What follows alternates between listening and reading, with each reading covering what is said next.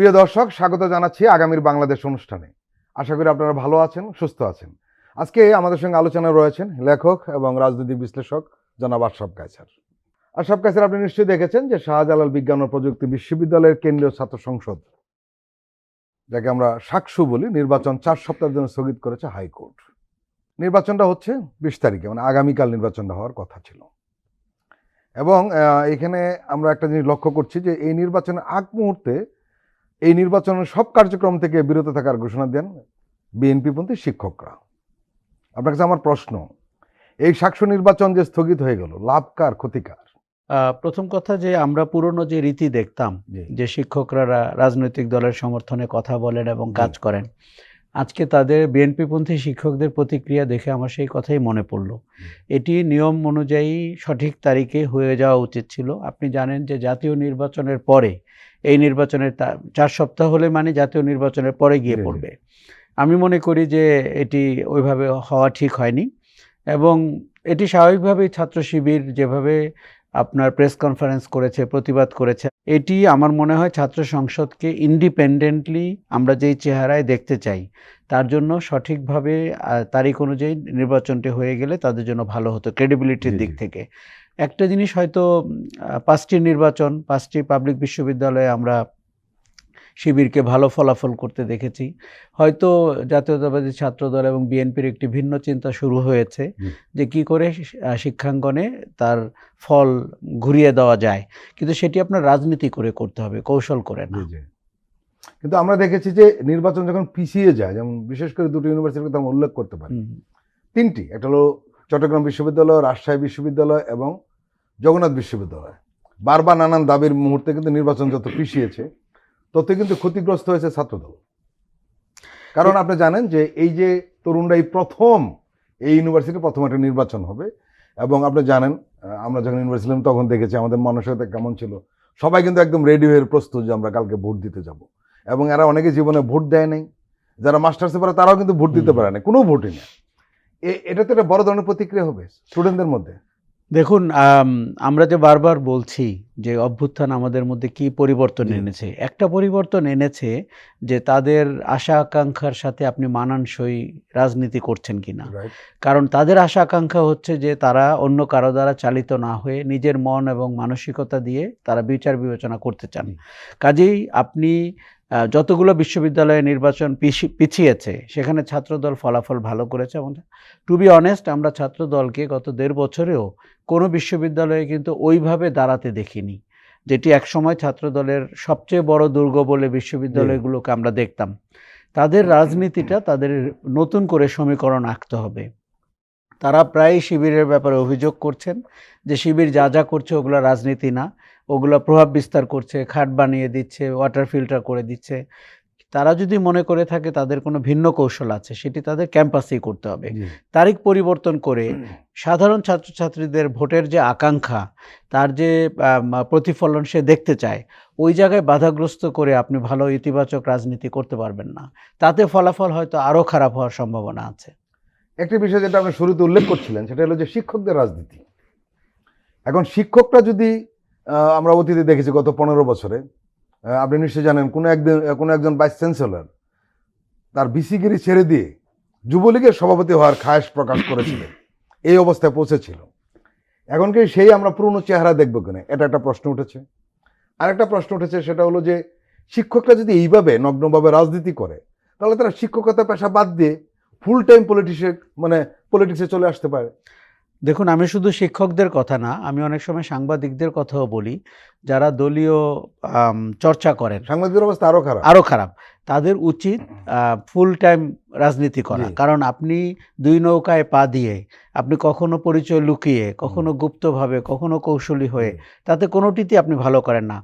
এটা আরও বেশি প্রযোজ্য এখন শিক্ষকদের ক্ষেত্রে। দেখুন, 15 বছরে আমরা ক্যাম্পাসগুলোতে যে অবস্থা দেখেছি সেটি ন্যাক্কারজনক ছিল।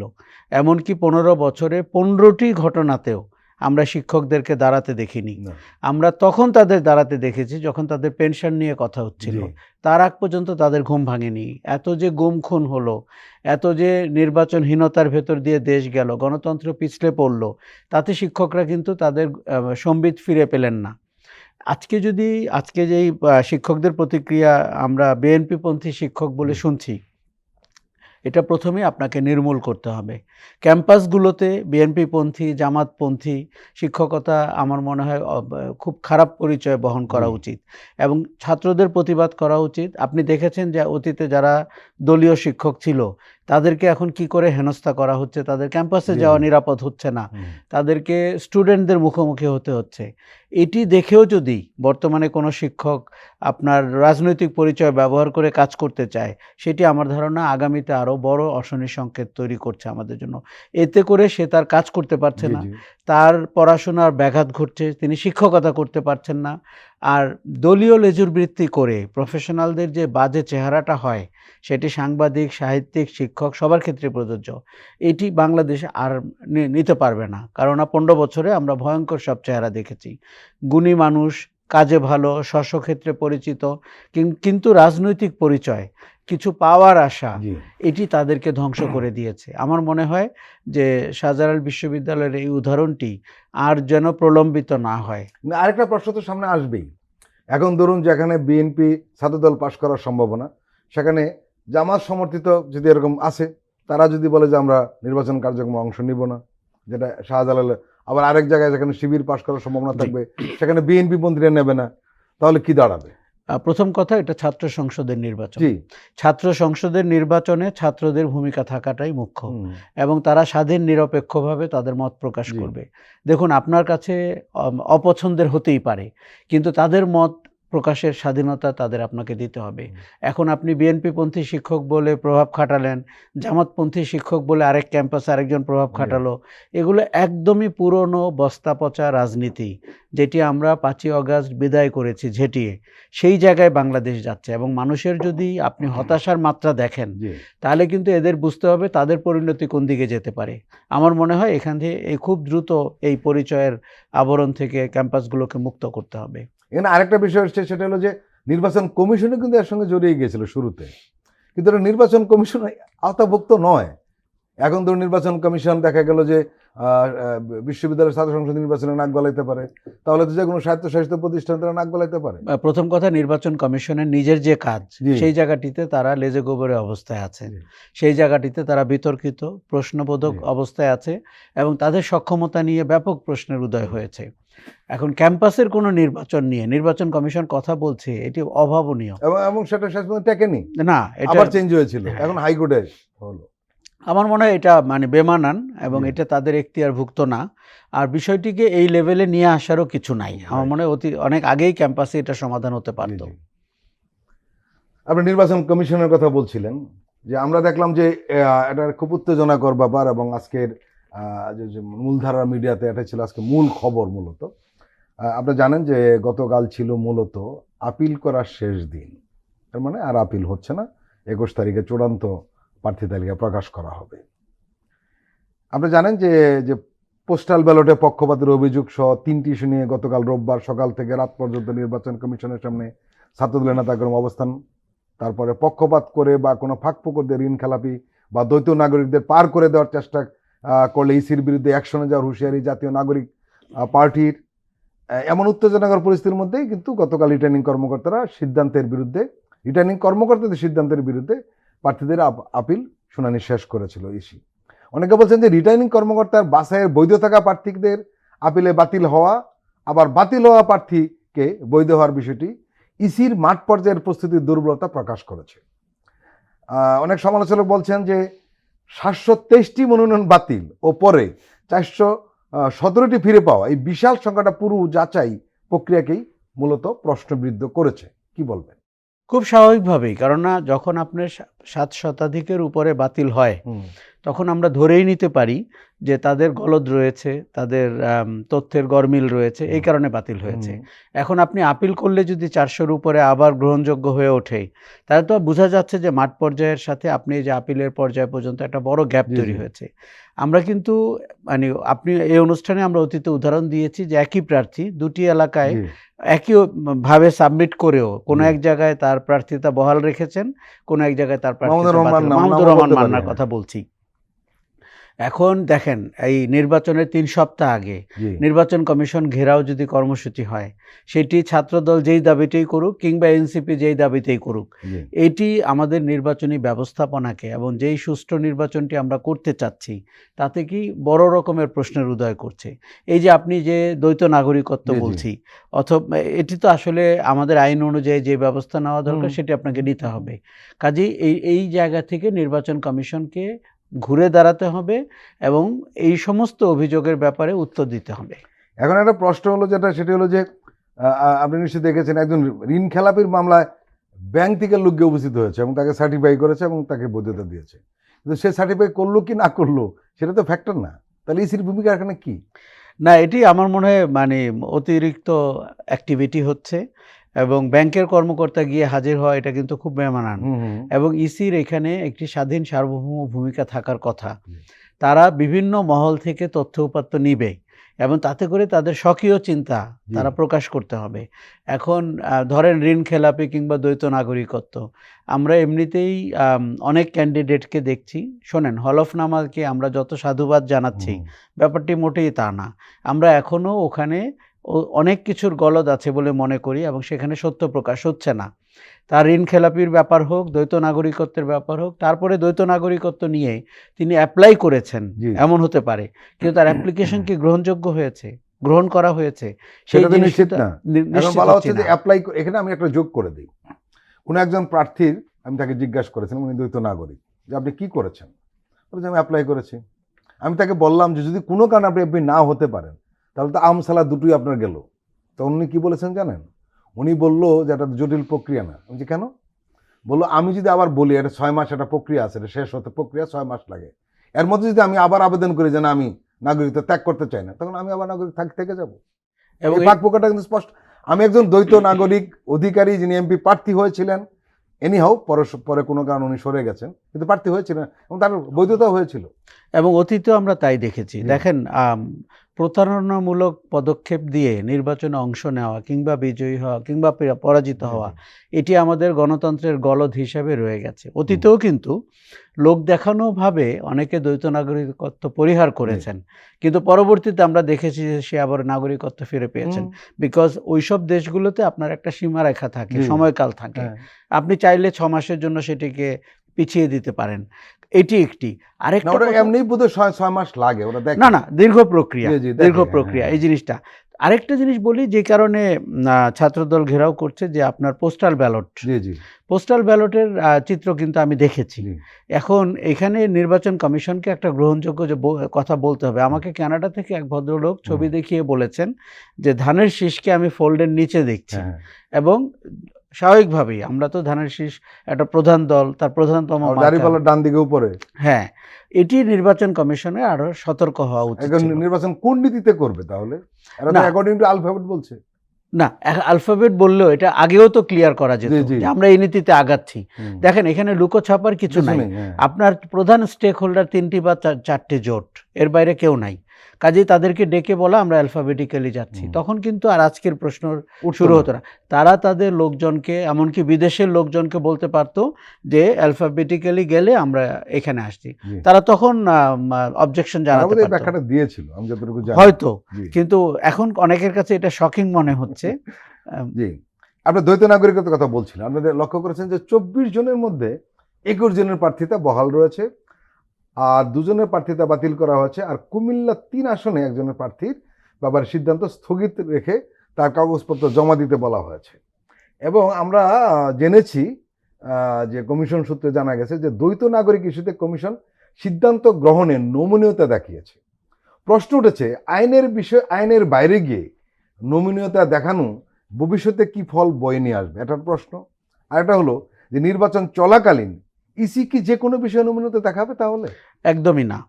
দেখুন, এই নমনীয়তার কালচার বাংলাদেশকে শেষ করে দিয়েছে। আপনি যাদেরকে আইন প্রণেতা হিসাবে নির্বাচন করতে দিচ্ছেন, তাদেরকে তাদের ব্যাপারে নমনীয় হয়ে আপনি আইনের আসলে বাইরে গিয়ে কি ইঙ্গিত দিচ্ছেন? জি ইঙ্গিত এটাই দিচ্ছেন যে আইন এখানে মুখ চিনে চিনে নমনীয় হতে পারে, কঠোর কঠিন হতে হতে পারে। পারে। একজন আইন প্রণেতাকে আপনি শুরুতেই এই কথা বলছেন, জি জি নির্বাচন কমিশনের কি দায় রয়েছে যে দ্বৈত নাগরিকত্বের ব্যাপারে নমনীয় হওয়ার? তাকে কোন আইনে এই ক্ষমতা দেওয়া হয়েছে? দেখুন, আমাদের সমস্যা হচ্ছে সাংবিধানিক প্রতিষ্ঠানগুলো জি জি কখনো স্বয়ংক্রিয়ভাবে অপারেট করে নাই। তারা কারো না কারো মুখের দিকে তাকিয়ে তাকিয়ে থাকে। থাকে, এটা দুঃখজনক। কখনো দ্য পার্টি ইন ওয়েটিং তার দিকে তাকিয়ে থাকে, সরকার অস্থায়ী তত্ত্বাবধায়ক কিংবা অন্তর্বর্তী যাই হোক তার দিকে তাকিয়ে থাকে, কিংবা হুম, প্রশাসনে যারা ইতিমধ্যে ঘাঁটি গেড়েছেন তাদের দিকে তাকিয়ে থাকে। আমরা তো চাই না। না। তার কথা ছিল তার চোখ বন্ধ থাকবে, তিনি কাউকে দেখতে পাবেন না, তিনি আইন প্রয়োগ করবেন সবার সমানভাবে। জি এটিই আমাদের প্রত্যাশা। এখন দ্বৈত নাগরিকত্বের ব্যাপারে ২৪ জনের মধ্যে ২১ জন যদি আপনার নির্বাচনে মানে অংশগ্রহণ করতে পারেন, এটি আমাদের জন্য খুব ভালো খবর না। তাতে তো আপনি দেশের আইনের সাথে এক ধরনের প্রতারণামূলক সম্পর্ক তৈরি করলেন। একই ঘটনা কিন্তু আমি আপনাকে বলতে চাই ঋণখেলাপির ব্যাপারে। একই। আমাদের যে কালচার শুরু হয়েছে এবং ১৫ বছরে যেভাবে আমাদের ব্যাংকগুলো খালি করা হয়েছে, হুম, অর্থনৈতিক খাতে দুর্বৃত্তায়ন হয়েছে, আপনি একজন ঋণখেলাপিকেও নির্বাচনে অংশগ্রহণ করতে দিতে পারেন না। দেখুন, মাহমুদুর রহমান মান্নার ঋণখেলাপি নিয়ে যথেষ্ট কথা হয়েছে, জি। কিন্তু আমি নিশ্চিত জানি এরকম আরও অনেকজনের ঋণখেলাপি ব্যাপার আছে যেটি আমাদের সারফেসড হয় নাই, মিডিয়াতে আসে নাই। এখন জামাত ইসলামী এবং নাগরিক পার্টি এনসিপি, এই দুই দলের পক্ষ থেকে কিন্তু এই বিষয়ে কঠোর প্রতিক্রিয়া দেখানো হয়েছে। এমনকি কঠোর শব্দটা বললাম এই কারণে যে এমনকি জাতীয় নাগরিক পার্টির যিনি নির্বাচনের দেখভাল করছেন এখন, সাবেক উপদেষ্টা আসিফ মাহমুদ ভুঁইয়া, উনি কিন্তু একটা কথা বলেছেন। উনি বলেছেন যে অন্যান্য অংশীজন, উনি বলছেন যে আমরা আজকে গতকাল একটা সংবাদ সম্মেলনে যে আজকে স্পষ্টভাবে বলছি, সুষ্ঠু নিরপেক্ষ নির্বাচন আয়োজনের ক্ষেত্রে এই নির্বাচন কমিশনের উপর দল হিসেবে আমরা কোনো ধরনের কনফিডেন্স আজকের পরে আর পাচ্ছি না। এই পরিস্থিতিতে এসে আমরা এই জাতীয় সংসদ নির্বাচনে অংশগ্রহণ করব কিনা এটাও পুনর্বিবেচনা করার সময় এসেছে বলে মনে করছি। এটা রাজনৈতিক একটা হুমকি হতে পারে, কিন্তু বাট এরকম প্রান্তিক কথা বলাটা রিস্ক, মানে এক ধরনের নেতিবাচক প্রভাব ফেলাতে নিশ্চয়ই। আমি প্রথমে আপনাকে বলি, এটি এক ধরনের দর কষাকষি। জি আমাদের রাজনীতিতে সেটি আছে, সব দেশের রাজনীতিতে আছে। এখন এনসিপি নতুন দল, জামাতের সাথে জোটে গেছে, জি তাদের দল থেকে অনেকজন বেরিয়ে গেছেন জি। এই সিদ্ধান্তের কারণে। তারা চেষ্টা করছে সংসদে প্রতিনিধিত্ব নিশ্চিত জি। করতে। এখন আসিফ মাহমুদ যে কথাগুলো বলেছেন এগুলো নির্বাচন কমিশনকে উত্তর দিতে হবে। জি তবে আমি আশা করব যে নির্বাচনের শেষ পর্যন্ত এনসিপি তো বটেই, এমনকি জামাতের নেতৃত্বাধীন জোট, তারা নির্বাচনে লড়বেন। আপনি একটা জিনিস মনে রাখবেন, জি। এবারের নির্বাচন কিন্তু সহজ নির্বাচন না। না। এবারের নির্বাচন অত্যন্ত কঠিন। এবারের নির্বাচন আপনাকে সারপ্রাইজ করতে পারে, শকড হতে পারেন। হুম, হুম। কাজেই আমাদের এখনও অনেকের ধারণা নাই জনমত কোন দিকে যাবে, জনগণের মনের ইচ্ছাটি কী। কাজেই এটি শুধুমাত্র প্রশাসনিকভাবে দেখলে হবে না, বরং আমি নিশ্চিত করতে চাই যে সাধারণ ভোটাররা কেন্দ্রে গিয়ে ভোট দিতে পারছে। তাহলে আপনি দেখবেন নির্বাচনের দিন সন্ধ্যায় কী ঘটনা ঘটে, জি। কিংবা রাতে। আসিফ মাহমুদদেরকেও বলবো যে তারা জনগণের উপরে ভরসা রাখুক, প্রশাসনিক যতটুকু গলদ রয়েছে সেটি অবশ্যই দূর করতে হবে এবং এই প্রশ্নের মীমাংসা হতে হবে। ছাত্রদলের ওইখানে যে সমাবেশ, বিক্ষোভ সমাবেশ, অবস্থান, এটি নিয়ে কিন্তু বেশ আলোচনা হচ্ছে। গতকাল ছিল এবং আজকেও তারা সেখানে অবস্থান করছেন। আমরা জানেন যে ছাত্রদলের 3টি ইস্যু রয়েছে। একটি হলো পোস্টাল ব্যালট সংক্রান্ত বিষয়ে নির্বাচন কমিশন পক্ষপাতদুষ্ট ও প্রশ্নবিদ্ধ সিদ্ধান্ত নিয়েছে, যা নির্বাচন প্রক্রিয়া নিরপেক্ষতা নিয়ে গুরুতর সংশয় সৃষ্টি করেছে। তাদের 2 নম্বর পয়েন্ট হলো বিশেষ একটি রাজনৈতিক গোষ্ঠীর চাপের মুখে দায়িত্বশীল ও যৌক্তিক সিদ্ধান্তের পরিবর্তে হঠকারী ও অদূরদর্শী সিদ্ধান্ত গ্রহণ করেছে ইসি, যা কমিশনের স্বাধীনতা ও পেশাদারত্বকে প্রশ্নবিদ্ধ করেছে, কিন্তু কি করেছে সেটা আবার উল্লেখ নেই। 3 নম্বর হলো তাদের ইস্যুটা যে বিশেষ রাজনৈতিক দলের প্রত্যক্ষ প্রভাব ও হস্তক্ষেপে শাহজালাল বিজ্ঞান ও প্রযুক্তি বিশ্ববিদ্যালয় ছাত্র সংসদ নির্বাচন বিষয়ে ইসি নজিরবিহীন ও বিতর্কিত প্রজ্ঞাপন জারি করেছে, যা বিশ্ববিদ্যালয়ের গণতান্ত্রিক চর্চার জন্য অশনীয় সংকেত। 3 নম্বর না আমরা আপাতত একটা জায়গায় পৌঁছে, নেগেটিভলি পৌঁছুক বা পজিটিভলি পৌঁছুক। এখন প্রশ্ন হয়েছে যে বিএনপি ছাত্রদলকে নির্বাচন কমিশনে নিয়ে গেল কেন? দেখুন, আমরা গত কয়েক মাস ধরে দেখছি ছাত্রদল তার সঠিক রাজনীতির জায়গায় নেই। আপনি যদি ছাত্র ঘনিষ্ঠ রাজনীতি করতে চান তাহলে আপনাকে ক্যাম্পাসের সাথে পরিচিত হতে হবে। এটি স্বীকার করতে হবে 16-17 বছর ছাত্রদলের পক্ষে রাজনীতি করা কঠিন ছিল, ক্যাম্পাসে ঢোকা কঠিন ছিল। নিঃসন্দেহে। যেভাবে শিবির ছাত্রলীগের মধ্যে ঢুকে গেছিল কিংবা গুপ্ত শিবির হয়েছিল সেটা ছাত্রদল করেনি। কিন্তু ছাত্রদলের রাজনীতি নির্বাচন কমিশন ঘেরাও করা না। ছাত্রদলের রাজনীতি হতে হবে ক্যাম্পাস কেন্দ্রিক, ছাত্রদের অধিকার আদায়ের সাথে, বৈষম্য নিরসনের ক্ষেত্রে। নির্বাচন কমিশন ঘেরাও কিন্তু আমার মনে হয় না কোনো ভালো কর্মসূচি। এটি একটি প্রতিনিধি দল গিয়ে জি, তাদের স্মারকলিপি দিয়ে কিংবা নির্বাচন কমিশনারদের সাথে বসে আমাদেরকে আস্তে আস্তে প্রাতিষ্ঠানিক রাজনীতির জায়গায় আসতে হবে, হুম, ঘেরাওয়ের রাজনীতি না। সেটি ছাত্রদল করুক কিংবা ছাত্র শিবির করুক কিংবা এনসিপি করুক, জি, এই টোন থেকে যদি আমরা না বেরোই তাহলে কিন্তু গণতন্ত্রের অভিযাত্রাটি আপনার সঠিক পথে আগাবে না। কাজেই ছাত্রদলকে নির্বাচন কমিশন ঘেরাওয়ের যে কর্মসূচি দেওয়া হয়েছে আমার মনে হয় অত্যন্ত বেমানান, এবং তাদেরকে অবিলম্বে তাদেরকে নিজেদের কাজে ফেরত যেতে হবে। বিএনপি তার সব দাবি জানাতে পারে, জি। যেমন জামাত জানিয়েছে, যেমন হুম। এনসিপি বলছে, না, বিএনপি তো গিয়েছিল গতকালকে। সেটি ওই পর্যন্তই থাকা জি, উচিত। দেখুন, প্রথম কথা যে আমি এমনিতেই দেখছি জনঘনিষ্ঠ রাজনীতি থেকে সব দল দূরে। জি, তারা এখন দলীয় রাজনীতি করছেন। এটি জনগণের ইস্যু না। আজকে জনগণের যা যা ইস্যু আছে সেগুলো নিয়ে তাদেরকে আমরা পাচ্ছি না। কোনো গ্যারান্টি নাই নির্বাচনের পরে তারা এই ইস্যুতে কথা বলবেন। তাদেরকে আরও জনঘনিষ্ঠ রাজনীতি করে রাজনীতির চেহারাটিকে পরিবর্তিত আকারে মানুষের কাছে আনতে হবে। একটা সংকট তৈরি হয়েছে আশরাফ কাছে, সেটা হলো আমরা লক্ষ্য করছি যে রাজনৈতিক দলগুলো, পুরনো রাজনৈতিক দলগুলো সেই পুরনো কৌশলের দিকে ফিরে যাচ্ছে। একই ধরনের কর্মসূচি, একই ধরনের রেটরিক কথাবার্তা, একই ধরনের বক্তব্য, এবং দুর্ভাগ্যক্রমে যেটা হলো যে নির্বাচন কমিশনের আচরণও আমরা আলাদা কিছু দেখছি না। এই জিনিসটা নিশ্চয়ই 5ই আগস্টের ঘটনা এই বার্তা দিতে চায় না বা এটাকে বহন করে না। তাহলে কি দাঁড়াবে শেষ পর্যন্ত? দেখুন, আমরা বলে থাকি যে পুরনো এবং চর্চিত জিনিস নাকি কমফোর্টেবল, আপনাকে কিছু বদলাতে হয় না, হুম। এবং এটিতে আপনি অনেক আরাম পান। যারা সেটা চর্চা করেছেন তাদের জন্য কমফোর্টেবল, হুম। কিন্তু এদেশের একটা বড় অংশই কিন্তু এর চর্চার মধ্যে ছিল না গত না, না, আমি 16 বলছি- বছর। বিশেষ করে আমি ইয়াংদের কথা হ্যাঁ, বলতেছি। আমি বলছি যে যারা এই চর্চায় আছেন জি। তারা তো এটিই করতে চান, হুম, হুম, কিন্তু তাদেরকে আমরা মেসেজ দেওয়ার চেষ্টা করেছিলাম যে আমরা এই চর্চাটি চাই না, রাইট। রাজনীতির এই চেহারাটি দেখতে চাই না, হুম। নমিনেশন দেওয়ার এই প্রক্রিয়াটি দেখতে চাই না, নির্বাচন কমিশনকে এতটা অক্ষম দেখতে চাই না, রাইট। এবং আপনার বিতর্ক হলে সেটি রাস্তা ঘেরাও, কমিশন ঘেরাও না করে আমরা অন্যভাবে সমাধানের পথ দেখতে চাই। কিন্তু দুর্ভাগ্যজনক হচ্ছে যে রাজনীতির চেহারা বদলায়নি, নির্বাচনের প্রচারণার চেহারা বদলায়নি, কমিশনের যে অক্ষমতা সেটি দলীয় কমিশন থাকার সময় যেরকম বিহেভ করছিল, দুর্ভাগ্যজনকভাবে এখনও তারা তাদের সক্ষমতা দেখাতে পারেনি। আমার কিন্তু তাদের সক্ষমতা নিয়ে বিরাট প্রশ্ন রয়েছে। ধরুন, একটি বা দুটি ঘটনায় আপনি যখন কমিশনকে দেখেন যে সঠিক কথা বলছে না, বা আপোষ করছে। আপোস করছে, 50টি মানে মানে আসনে যদি ঘটনা ঘটে, তখন তারা কি করবেন? তাদের কি এই সক্ষমতা আছে? তারা কি এই রিহার্সালটি দিতে পারতেন জি, না? জি। যে অন্তত কি কি হতে পারে? আমরা খুব ইতিবাচকভাবে এই কাজগুলো করতে দেখছি না। মনে হচ্ছে যে আমরা যেই উৎসাহব্যঞ্জক আশার ভিন্নধর্মী একটি নির্বাচনী পরিবেশ দেখতে চাচ্ছি, সেই জায়গায় যেতেই আমাদেরকে সবসময় মনে সমাধান হচ্ছে কি? যে সমাধান আসলে হইছে কি, আমি আপনাকে বলি, রাজনৈতিক দলগুলো হচ্ছে মূল স্টেক হোল্ডার। রাইট। তারা আর এই সময় তো আরো বেশি। এই সময় আরো বেশি, এবং তারা 80% পরিবেশ নিয়ন্ত্রণ করে। হুম, আপনি যদি তাদের মধ্যে পরিবর্তন না দেখেন, তাদের আচরণে পরিবর্তন না দেখেন, কথায়, দলীয় কর্মকাণ্ডে, সমাধান নাই। সে যদি তার মনোনয়নের ক্ষেত্রে মনোযোগী না হয়, নতুন বার্তা না নেয়, সে যদি তার দলীয় প্রতীক কিংবা প্রভাব চাপিয়ে নির্বাচনে বিজয়ী হওয়ার চেষ্টা করে, সমাধান নাই।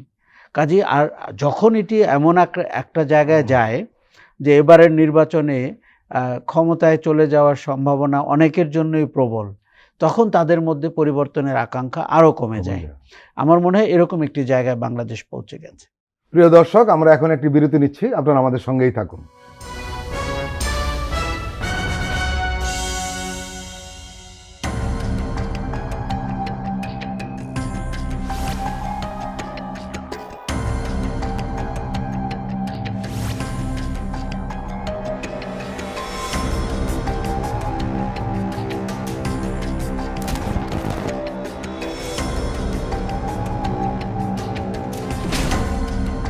ফ্যাসিবাদের দিনলিপি, গবেষণা ও উপস্থাপনা সাইদ খান, প্রযোজনা আফরোজা সুলতানা ও মামুন মাহমুদ।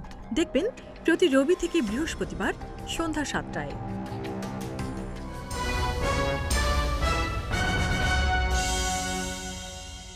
প্রিয় দর্শক, আবারও স্বাগত আগামীর বাংলাদেশ অনুষ্ঠানে।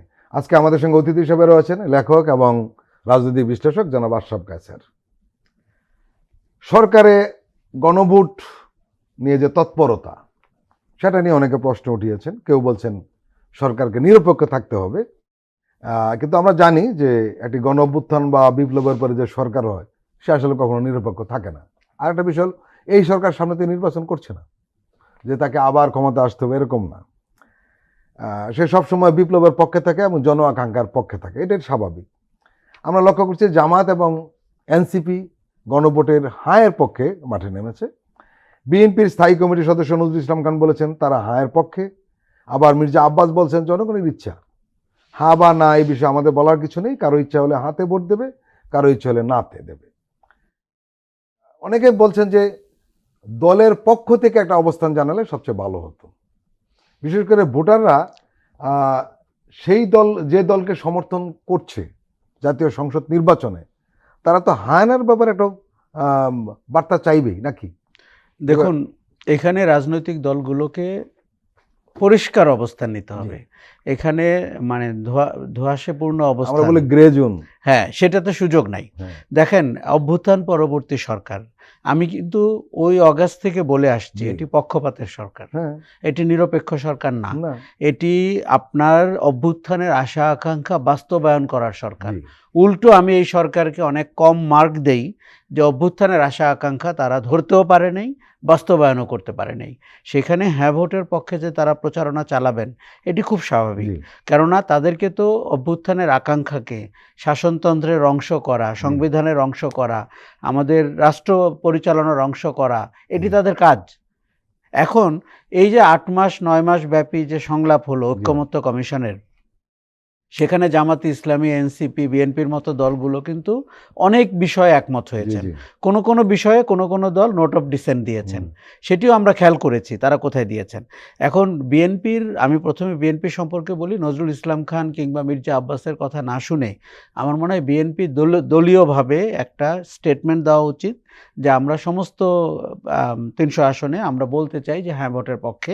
দেখুন, হ্যাঁ ভোটের পক্ষে যদি আপনি না যান তাহলে তো আপনি কোনো পরিবর্তন চান না। আমরা যেই পরিবর্তনটি, আমরা শুধুমাত্র ক্ষমতার পালাবদল চাইনি, আমরা চেয়েছি শাসন ব্যবস্থার পরিবর্তন, রাষ্ট্রীয় কাঠামোর পরিবর্তন এবং পার্লামেন্টের রীতিনীতি এবং গঠন কাঠামোর পরিবর্তন। কাজেই আমার মনে হয় দলগুলোর এখানে ভিন্নমত প্রকাশ করার সুযোগ নেই।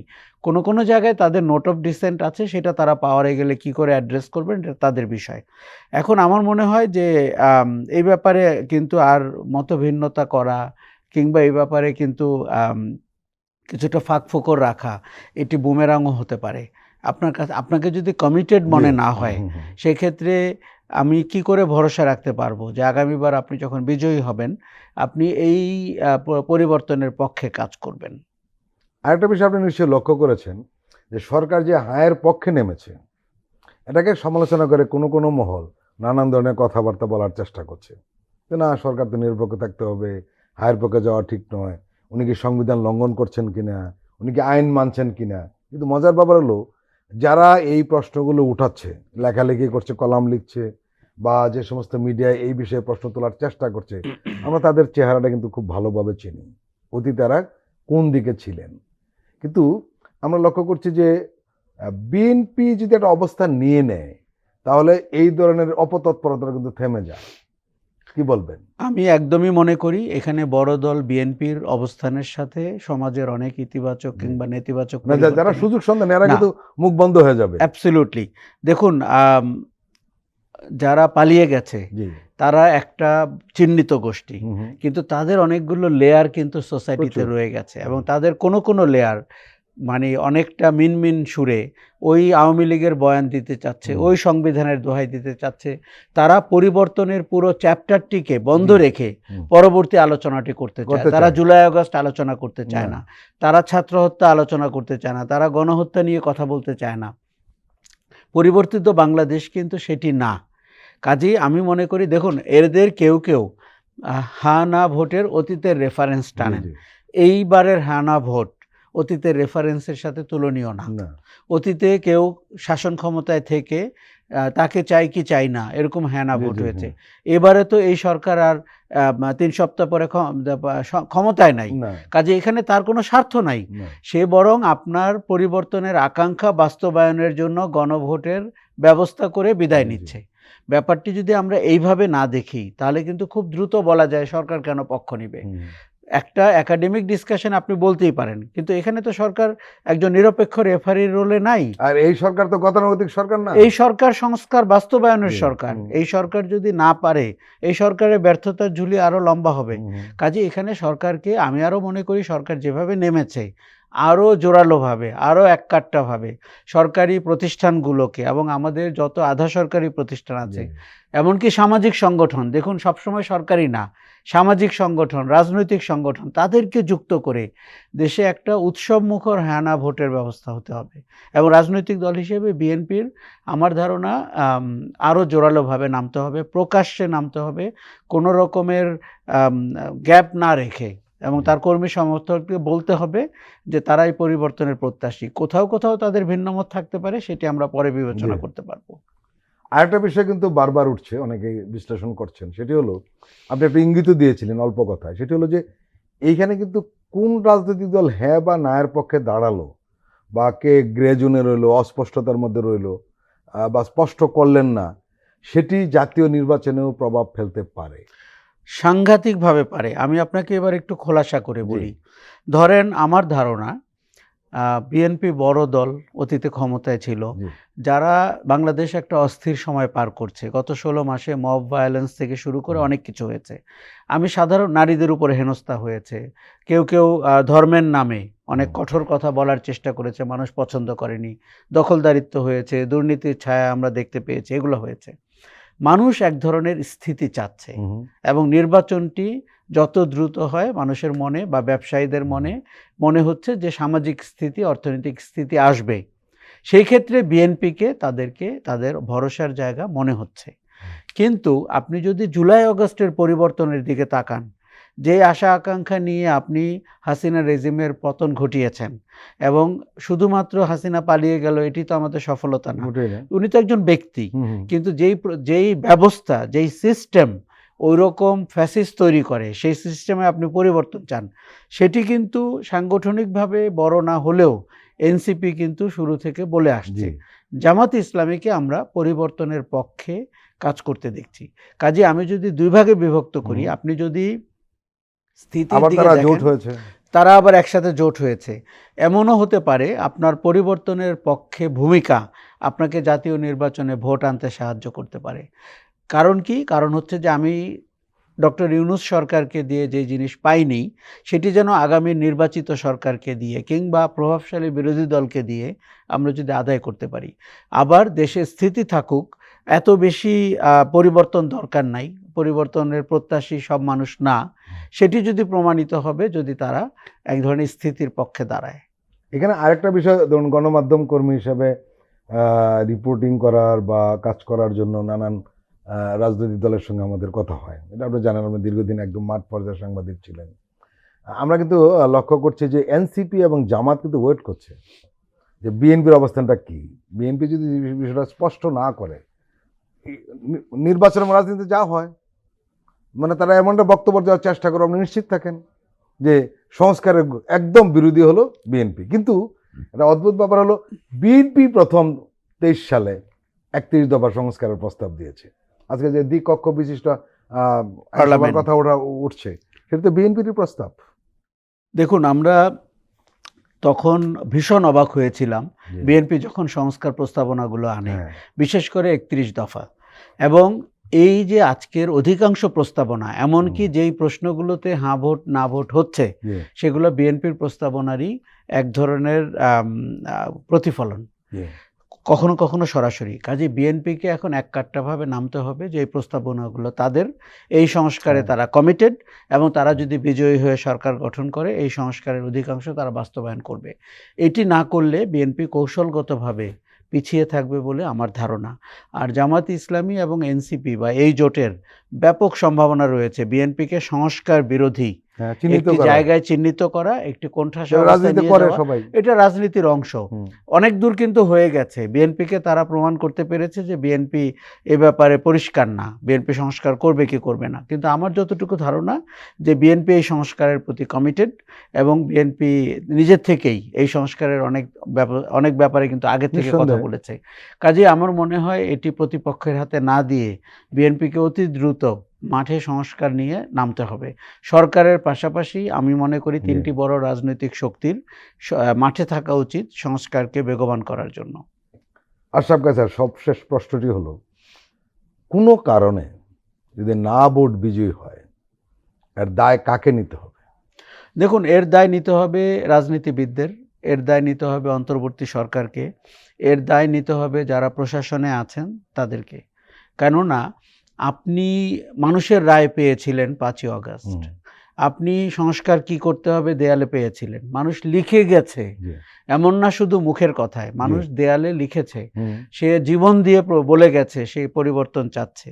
তার ওই লিখিত, তার জীবন দেওয়া, তার রক্তের স্রোত আপনি বুঝতে পেরেছেন। তারপরে আমরা কি করেছি? আমরা কৌশলী হয়েছি। আমরা আমাদের একে অন্যের প্রতি আম আম মানে কি বলবো? একে অন্যের চেনাশোনাকে গুরুত্ব দিয়েছি। আমরা কারো প্রতি আপনার পক্ষপাত আচরণ করেছি। কোথাও কঠোর হইনি। এমনকি আমরা কমিটমেন্ট থেকে সরে গেছি। জি। যেহেতু ওই পর্যায়টা অতিক্রম করা হয়ে গেছে, একে অন্যের সাথে আমরা বিরোধিতায় লিপ্ত হয়েছি। যেহেতু নির্বাচন করতে হবে, রাজনীতি করতে হবে। তাহলে যে এই যে 1400 মানুষ মারা গেল, এই যে প্রায় 25,000 30,000 ছেলেমেয়ে অঙ্গহানি হলো, তারা কি আপনাকে ক্ষমতায় নেওয়ার জন্য এগুলো করে গেছে? এই প্রতিদ্বন্দ্বিতা দেখতে করে গেছে? সেটা তো আমাদের পুরনো রাজনীতি। যদি কোনো কারণে না ভোট বিজয়ী হয়, তার মানে আপনি ধরে নিলেন বাংলাদেশে সংস্কার নিয়ে কারো আগ্রহ নাই। বা এবং যেটা আওয়ামী লীগ চাচ্ছে এখন, এটি মরিয়া। এটি আওয়ামী লীগ মরিয়া হয়ে চাচ্ছে। আওয়ামী লীগ এই নির্বাচনকে বিতর্কিত করতে চায়। আওয়ামী লীগ বলতে চায় যে এখানে মানুষের অংশগ্রহণ হবে না। হুম, এটি আওয়ামী লীগ ব্যতীত কোনো নির্বাচন হতে পারে না। কাজেই আওয়ামী লীগকে সুবিধা দেওয়া হবে যদি না ভোট বিজয়ী হয়। আওয়ামী লীগকে শুধু সুবিধা দেওয়া হবে যদি কোনো দল এর পক্ষে প্রচারণায় নিজেকে নিয়োজিত না করে। এটি কিন্তু একটা গর্হিত অপরাধ হবে এবং বাংলাদেশকে আগামী আরও অনেক বছরের জন্য ভয়ঙ্কর একটি জায়গায় ঠেলে দেওয়ার জন্য এই একটি কাজই যথেষ্ট। আশরাফ কায়সার, আপনার এই মূল্যবান মতামত নিশ্চয়ই আমাদের দর্শকরা উপকৃত হবে। এবং আপনি যেটা বলছিলেন যে আসলে না ভোটের পক্ষে যাওয়ার কোনো সুযোগ নেই, এবং আমরাও নিশ্চিত হব যে আশা করব যে সব রাজনৈতিক দল, কারণ এরা সবাই ছিল ফেসিস্ট বিরোধী শক্তির অংশ, এবং এরা মাঠে সবাই নির্যাতিত হয়েছে, নিপীড়িত হয়েছে, তারা সবাই হায়ের পক্ষে নামবে, এই আশাবাদ আমরা ব্যক্ত করে এবং আপনাকে ধন্যবাদ জানিয়ে আজকের অনুষ্ঠান এখানে শেষ করছি। প্রিয় দর্শক, আপনারা ভালো থাকবেন, সুস্থ থাকবেন। আল্লাহ হাফেজ।